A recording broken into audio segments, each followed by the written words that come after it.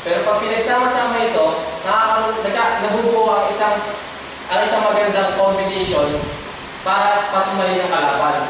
So itong basic na to ay makakatulong para depensahan ng sarili sa mga kalaban. So, tutulungan tayo ni Mr. Austin Estacio para may isagawa ang demo. So, Mr. Austin, thank you.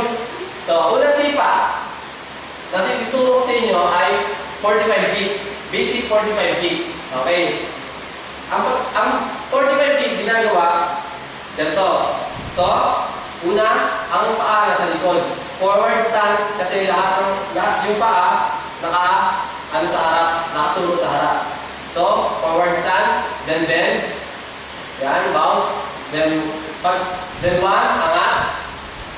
Then 2, side. 3, sipa, then down. Pag binibisan yun, ganito ang mangyayari. So, bibilisan natin.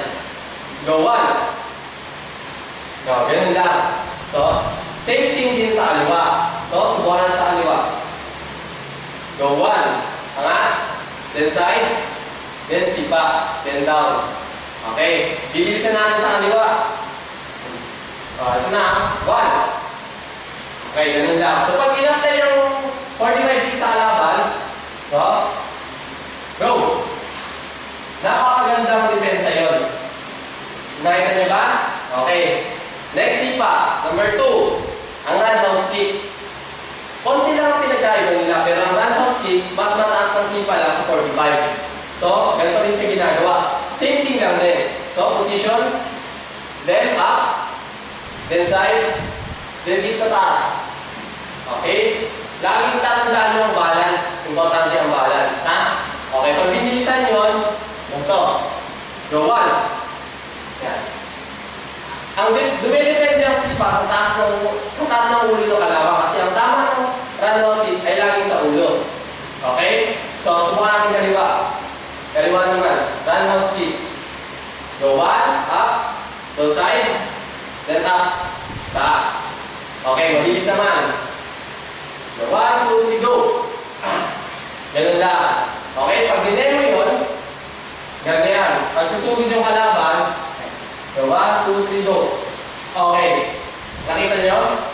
Bago pa lang siya makasugod sa akin gamit ang kamay niya, naunahan niyo na siya ng sipa sa paa. So, advantage yun, number 1. Ha? Okay.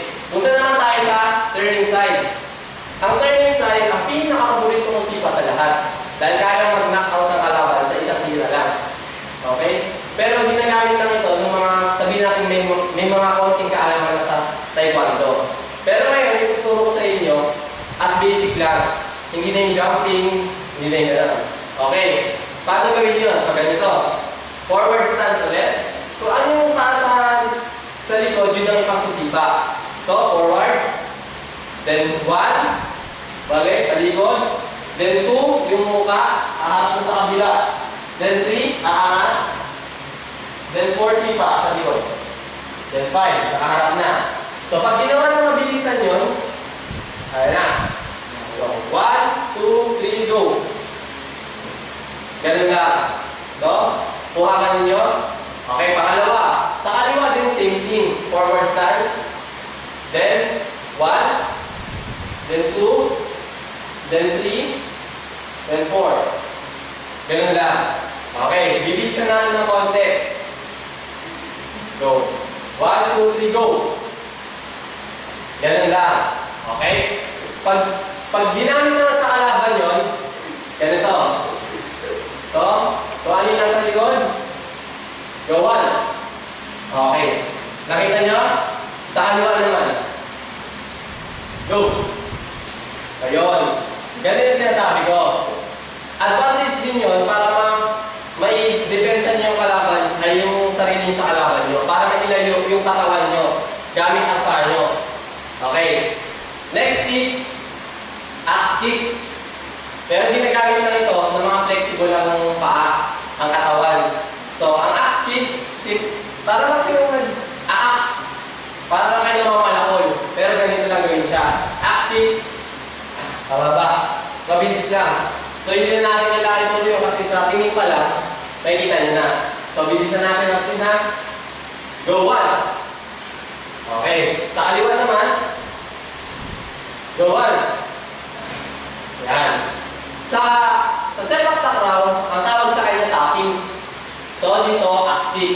Okay? So, yan ang mga basic kick ng Taekwondo. Sana na-enjoy nyo ang tutorial na ito. Simple tutorial. Pero, kung may mga tanong kayo regarding sa Taekwondo, makikita nyo yung mga all around the GC.